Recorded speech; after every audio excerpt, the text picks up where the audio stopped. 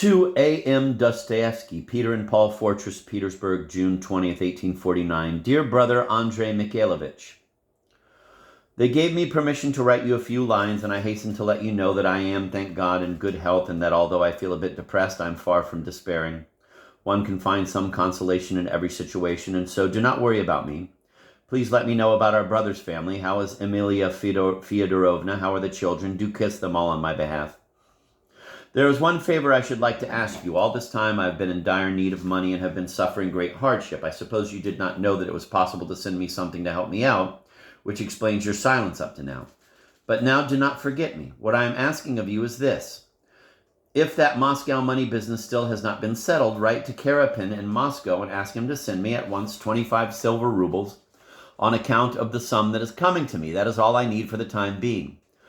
If, on the other hand, the business has been settled, ask him to send me everything that I am entitled to. I assume that you yourself must have received something by now and that the matter is about to be wound up. Do not forget Mikhail's family either, and when you write to Moscow, put in a word for him too. But pending receipt of the money from Moscow, send me, if you can, 10 silver rubles. I have borrowed that sum here and must pay it back. You would greatly oblige me. So please do it. Write to our sisters, give them my regards, and tell them that I'm really quite all right and don't frighten them. Give my regards to Uncle and especially to Auntie. Please be sure not to forget about her. I have another favor to ask of you. I don't know, however, whether it is feasible, i.e. whether they would allow you to do it, although I think they will.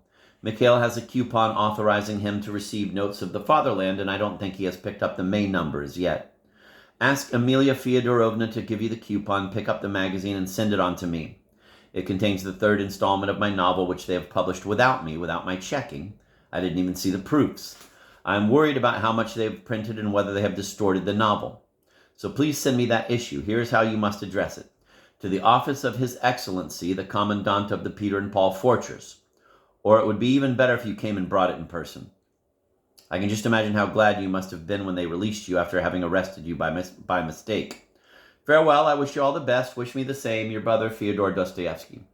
Footnotes. This is the first letter known to have been sent by Dostoyevsky after his arrest on April 23, 1849.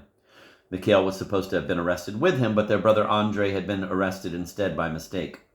When the error was discovered, Andrei was released and Mikhail was taken into custody.